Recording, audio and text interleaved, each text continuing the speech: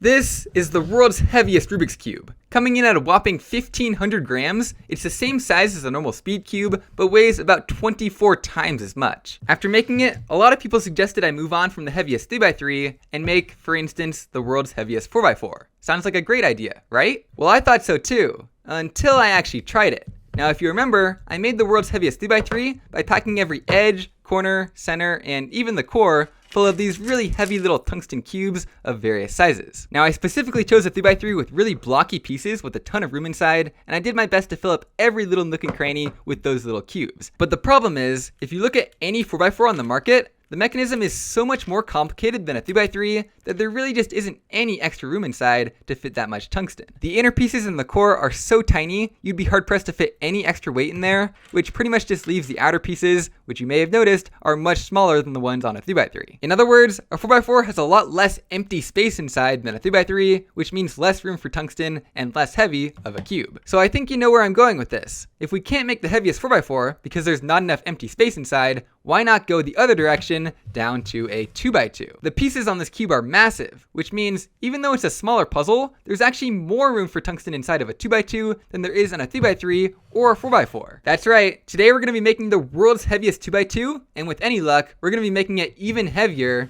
than the world's heaviest 3x3. Now, we could approach this the same way as those other heaviest cubes, starting with a normal plastic speed cube and adding loads of tungsten to the inside of the pieces. But because the 2x2 is such a simple puzzle, I actually thought of a clever way of doing it that would be even more efficient. What if we just started with the smallest 2x2 we could get our hands on, and then glued these tungsten cubes all around the outside to build it into a bigger 2x2? Of course, we can't just keep on expanding forever. It'd be really lame if our world's heaviest 2x2 were just massive compared to a normal 2x2. So I'm going to say that we're not allowed to go any bigger than a normal 2x2 speed cube, which is about 50 millimeters. So if we basically double the edge length of every piece with tungsten, that'll be the perfect size. So the next question becomes, where on earth do you get that much tungsten? It basically works out to 448 of these little cubes, way more than I put in the 3x3, and I'm going to guess that the eBay seller I got these from is not going to have that many lying around, and even if they did, it would be around $400 worth of tungsten. Now you may be asking, why even use tungsten in the first place? Aren't there lots of other heavy metals around, like lead? Well, it all comes back to density, which is basically how much weight you can fit in a given space. Tungsten has an absurdly high density of 19.3 grams in every cubic centimeter, which means if you had a solid brick of tungsten the size of a 2x2, it would weigh an insane 2,400 grams. Now, lead is a lot cheaper, and it also has a pretty high density of 11.3 grams per cubic centimeter, but that means a solid 2x2 size brick would only weigh 1,400 grams, which is less than the world's heaviest 3x3. Now, there are other metals that are just as dense as tungsten. For instance, also at 19.3 grams per cubic centimeter, we have gold. Even though that would look awesome, it unfortunately wouldn't help our issue of price. If you had a solid gold brick the size of a 2x2, it would be worth $150,000. Now, there are some even denser metals, like osmium at a ridiculous 22.5 grams per cubic centimeter, but that is even more expensive than gold. So you might be realizing, like I did, that tungsten is actually a pretty good deal at just a few $100s. But that still doesn't solve the issue of where do you get that much tungsten? So I did some research online, and it turns out that there are Chinese factories that just make tungsten cubes of various sizes. I measured one cubie of my mini 2x2 to be about 12 millimeters, so I figured that would be a convenient size. So I just started messaging various factories, asking if they could make me some 12 millimeter tungsten cubes. The first one said my quantity was too small. Fair enough. The second one quoted me a ridiculously high price of like $600. The third one was pretty reasonable, but didn't allow custom sizes. But then the fourth one I talked to said, yeah, sure, just give us $250, wait a couple weeks, and we'll give you exactly how many 12 millimeter tungsten cubes as you need. I ended up ordering 60 of them. This mod should only use 56, so I got a few extra. But yeah, turns out if you shop around a little bit, there's a factory in China who will make just about anything for you for the right price. And wow, these things are beautifully machined into cubes, way more perfect than the ones I was using before, and of course, exactly 12 millimeters. So as you can see, they're exactly the same size as each piece of the mini 2x2. In fact, let's stack these all up to show you what the finished product will look like. So this is roughly what the end product will be like, with each cubie of the final 2x2 being made out of 7 of these tungsten cubes glued on to one plastic cube in the middle. As you can see, it's exactly the right size, no bigger than a 2x2, and it is ridiculously heavy. But there are a few issues that we still need to address. First off, you can imagine if we just glued this thing together as it is now, the edges of these cubes are so razor sharp that it would have absolutely zero corner cutting. Now the factory did offer to round off those edges, but it would have cost a lot extra, and I figured it can't be that hard to sand down one of the world's hardest materials, right? So I just tried sanding down some tungsten, and I mean, it's possible. This is a nice round edge after a few minutes with some sandpaper. I think you can probably go a lot faster with something like a Dremel, and I think that'll be good enough to give our cube at least reasonable corner cutting. We also probably don't want to deal with the sharpness of the outside edges of these cubes every time we touch it, so I'm thinking we just 3D print a very thin casing to go on the outside of every single cubie. That way we can have a nice rounded black plastic finish to put stickers on, and it'll look exactly like a normal Rubik's Cube from the outside. So as it turns out, this mod is going to be quite a lot more complicated than just gluing a bunch of cubes to a cube. Also, to make things easier, I'm going to start with one of these 2x2s with all the caps removed. That way I can just work one piece at a time and then put all the caps back onto the core at the very end. So let's go ahead and start sanding, printing, gluing, stickering, you know, whatever it takes to make this cube. Let's start the time lapse.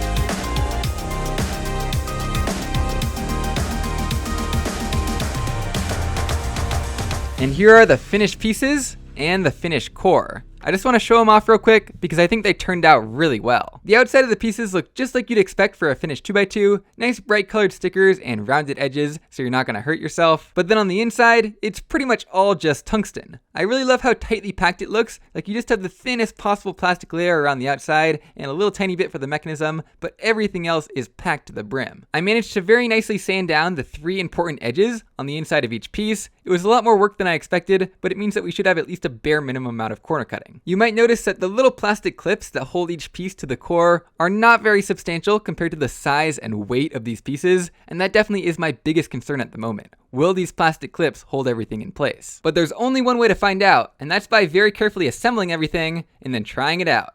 Oh yeah, there was also a bit of extra space inside the core, so I decided to fill that up with tungsten too. Why not? Now putting this thing together is actually very satisfying because each piece just nicely clicks into place. So let's go ahead and put on these 4 white pieces and then all 4 remaining yellow pieces. And just like that, the cube has been assembled. I'm a little surprised at just how little force it took to put the pieces on, so ultimately we may have to end up gluing them so they don't fall off spontaneously. But now it's time for the ultimate test. Can we actually turn this cube without it just being a catchy mess? So I gotta kind of set it down and then brace myself for this first turn. And there we go. That seems pretty promising. Other side here, definitely turns. And let's just finish off this checkerboard pattern. Definitely a little bit of catchiness here and there, but if we just sort of reposition ourselves, yeah, it pretty much always starts turning again. And there we go. There is our beautiful pattern. And I'm not faking this. It literally takes so much effort to lift even this far off the table that it's easier to just turn it like this and then very carefully rotate the cube in between turns. To give you an idea of just how heavy it is compared to a normal 2x2, I'm going to throw this 2x2 into the cube as hard as I possibly can and see what happens. And it barely moved. It barely does anything. And now if we go the opposite way around, set this cube right here, they're both just gone. Likewise, if I try and whack both of them with the same amount of force, you can see that one barely moves and that one goes flying. But to see what the experience of turning this thing is actually like, let's go ahead and finish up this scramble so we can go ahead and do a quick little solve. So let's go ahead and do some inspection. I guess we'll start with orange here. Looks nice and easy. So let's go ahead and begin in 3, 2, 1, and go. Nice 3-move side right here. Our OLL is an anti-soon. It's easier to rotate the cube than try and do an AUF, and it's definitely easier to have the cube set on the table than to try and hold it. Let's try and hold it for this last algorithm though, just for fun. And that takes a crazy amount of force. I can kind of finger trick it if I really put a lot of effort into it. But yeah, you're not going to convincingly execute any real algorithms on this thing, especially with that slight catching issue. Now let's quickly check and make sure that this cube is no bigger than a standard 2x2. If you remember, the normal one came out to exactly 51 millimeters, whereas this one comes in at exactly 51 millimeters. So looks like we did a good job matching the size. But my curiosity cannot be contained any longer. I need to know, how much does this thing actually weigh? Now, a normal 2x2 speed cube weighs a little less than a 3x3 does, at just 56 grams. You may remember a little while back, I made the world's lightest 2x2, which funny enough actually uses the same core as this one, and it comes in at a ridiculous 13 grams. So let's try out the heaviest one. If we can actually manage to get it onto the scale here, we can see that it comes in at 1,910 grams. That is well over 4 pounds, which is significantly heavier than the world's heaviest 3x3, even though it's way smaller of a cube. Just to really put it in perspective, I wanted to describe this earlier as feeling like a brick, so to see if that claim is accurate, I brought in a literal actual brick from outside,